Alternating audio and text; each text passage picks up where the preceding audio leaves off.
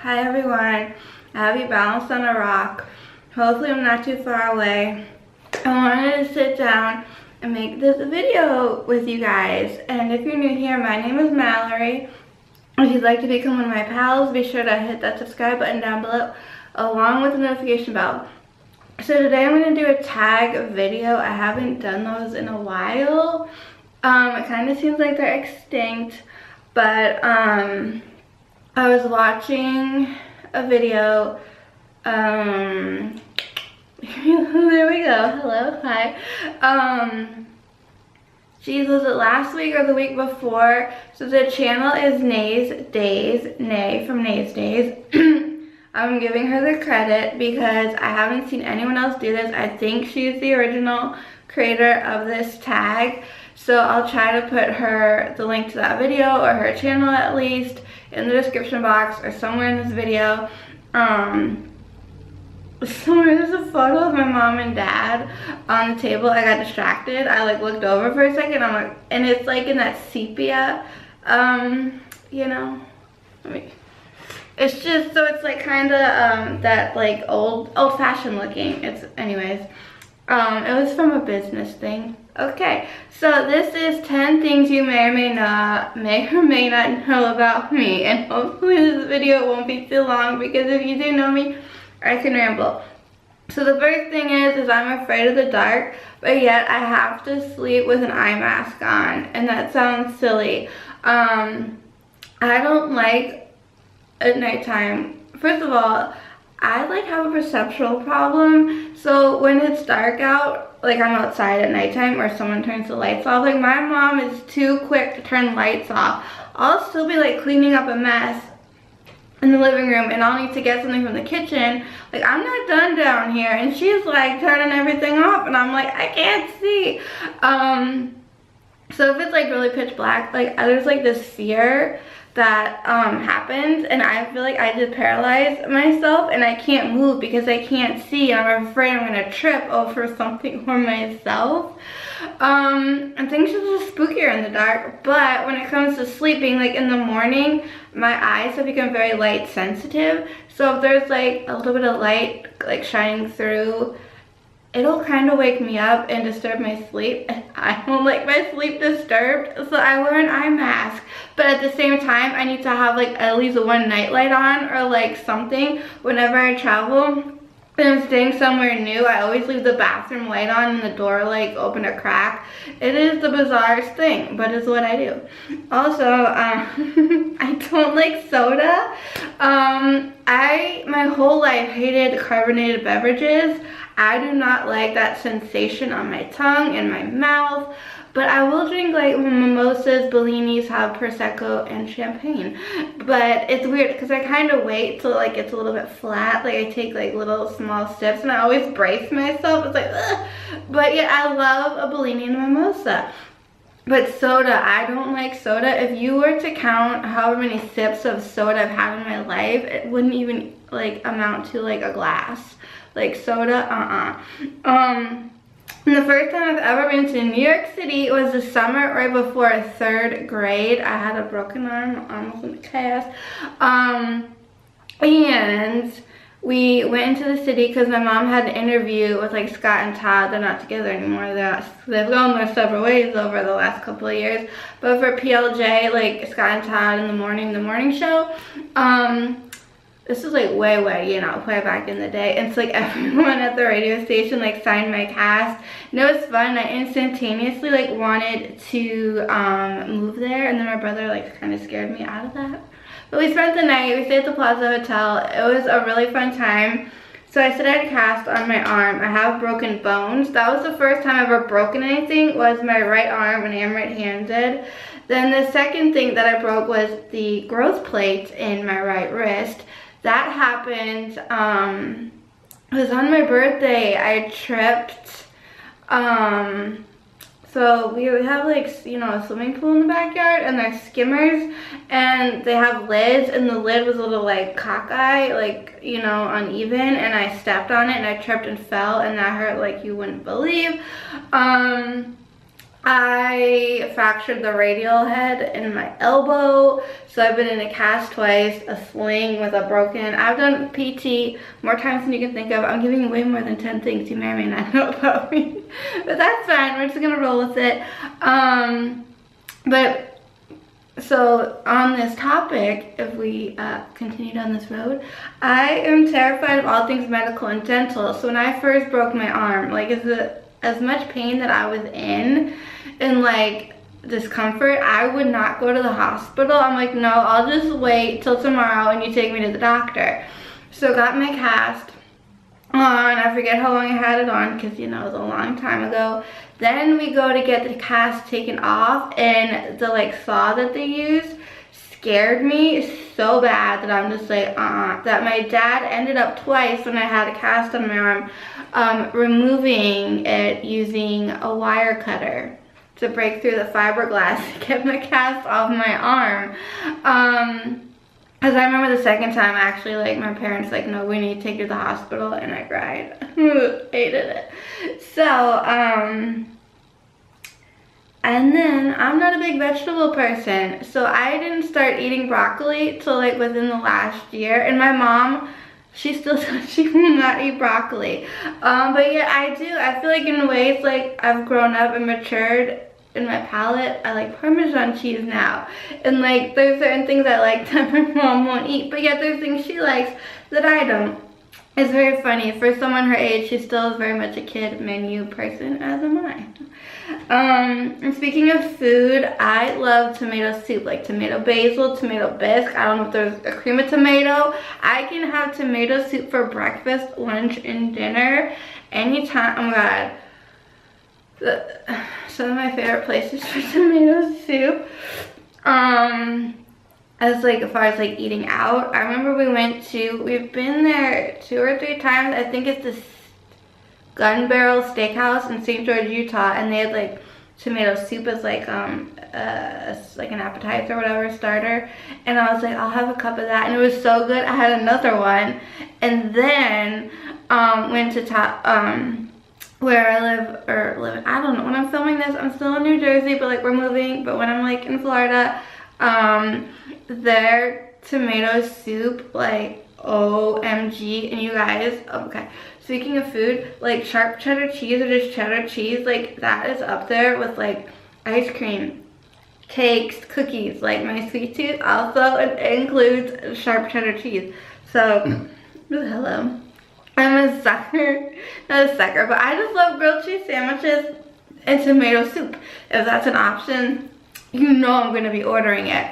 And if soup's not an option, I get french fries. Who doesn't love french fries? I said to my parents, if there ever comes a day in my life where a doctor tells me that I can't have french fries, I need to find a new doctor. So, the best grilled cheese sandwich, because I have a gluten allergy, so like it has to be on gluten-free bread. The best place to get a gluten-free grilled cheese sandwich and tomato soup is a place called Jason's Deli. They don't have those up here. I think it's a South thing because I know they have them in Texas. And I ate there once in Florida. There's one by the airport like many, many moons ago. Got like a turkey and cheese sandwich with honey mustard, like it was to die for. Some potato chips. But we went there twice when we were down there, and there was a grilled cheese sandwich, and oh my god, I love my mom. She had competition. I'm like, this is like kind of like how my mom makes grilled cheese sandwiches. Like it was like so good, and the closest you could get to like a real grilled cheese sandwich, if that makes any sense. And their tomato soup was so good. And then we went and had dinner there before we went to the airport, and there was actually like some cheese in this tomato soup, and I was like, yes, loving it. Also, okay, so I am embarking upon a spiritual journey. I don't talk much about my spirituality and my faith, religion, and all that, because I feel like not everybody's gonna believe what I believe, which is totally a-okay, and I don't want like nasty negative comments. But I kind of started this process within the last year, actually, and something It's upstairs. I was gonna show you. I have a pendulum. And a pendulum meaning some like a weighted object on a chain. Not like a clock and a pendulum or like any other form of a pendulum. Because I've been talking about this a little bit here and there on my personal Facebook, just testing out the waters. There's all been positive feedback, but some people were confused when I was talking about a pendulum, like what did I mean? So, I mean, there's a lot more that I want to like dive into. So, if any of this, like my spiritual journey, who I am, what I want to do in regards to all that, if that is something that is highly intriguing to you guys, then let me know in a comment down below and I'll make it a separate video, along with wanting to learn and grow and my thirst of knowledge and everything. I want to get my real estate license. And I kind of discovered that over this past winter, and then the other day I thought, you know what I want to be? Like, it'd be a lot of work to like run and own a bed and breakfast, but I think it would be like fun. Maybe if you worked for one for like a summer or like a month, I don't know, if you got to shadow someone for a day, that would be cool.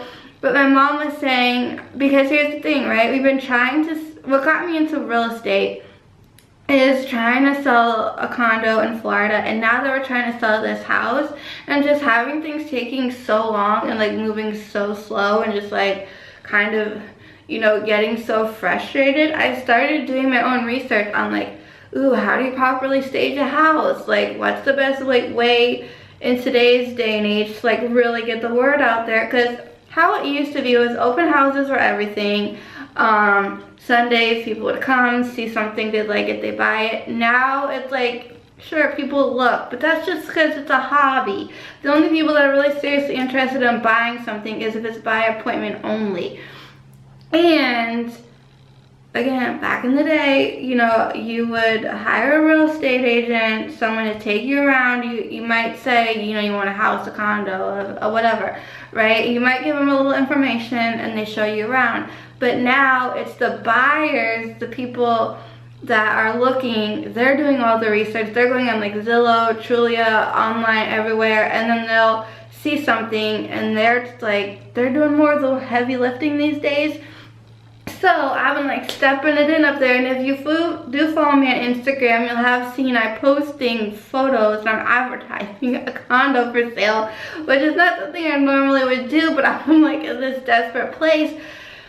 And we've made friends with realtors. We're in the new neighborhood, in the new community, and we hung out with them one Sunday, and people are coming and going to look at a model, and I'm just like, imagine just getting paid to like get to show people around and show them beautiful properties and like all this stuff. Like, it just seemed like a lot of fun, and I feel like I'm just kind of learning. So I did purchase, I don't think I ever talked about this or showed it, the 2018 like study guide manual to get your Florida real estate license. I'm sure there's like, I don't know if there's a real estate school, but there's probably classes involved, but I do have the whole book. I thought, you know what, that would be really fun. It is really cool to be like, hey, I have a real estate license. Fun fact, years ago when I was in college, back in county college, they came out with a 6-credit course for real estate, to get a real estate license, and I wanted to take it, but my mom was kind of like, I don't know, so it never happened. But now here I am, and I'm just like, yes, I like was bitten by the bug. And since the condo has not been sold yet, we're constantly renting it out, so we're kind of like acting as landlords, if you will. It was just kind of fun. Like, we checked the renters out, like did a walkthrough, made sure everything was good. We like were doing laundry, cleaning the sheets and towels and everything. And then we had other people coming, so we were like doing like the exchange of keys, and like I was enjoying it, and I was like, I want to like do this for a living and get paid. That's one of the many things I want to do for work. And so my mom was saying that would be like being a landlord. So I don't know if any of this is all gonna, or how this is all gonna pan out, but these are just my dreams, and I'm sharing with you guys. Rambling on for way too much. And I've had 5 surgeries from the age of 10 months to 5 years old. and then technically 7 if you want to count the other 2. So I've had 4 or 5 myringotomies. That's when you have like tubes put in your ears because I had like so much fluid buildup that I couldn't hear. I had my tonsils and adenoids removed because they were so big that I could only eat yogurt. Like I couldn't really swallow anything. Then I have exotropia, so I had like eye surgery to like strengthen the muscles in my eye. I think it was more corrective surgery, like make my eyes look aesthetically pleasing. It didn't do a whole heck of a lot. I still need vision therapy. Nothing was ever followed up. It was just like surgery, wear glasses, live your life, but really, I don't know. My last like surgery, which was at the age of 5, was normally like tubes they put in your ears, they remove themselves, but mine did not, so I had to have them surgically removed. Then at the end of my freshman year of high school, I had gum surgery, but I was like awake for that, but numbed and everything. And then I think it was the summer of like 2011 or 2012, I had to have like dental work stuff done, a teeth cleaning, cavities filled. There was like an 80% chance of I think a root canal or something. So that was all done in the hospital under anesthesia. So yeah. And then the last thing is, yes, I own a car. Some of you know I drive, but I don't go on highways and I avoid 4-way intersections. So ta-da! There you have it.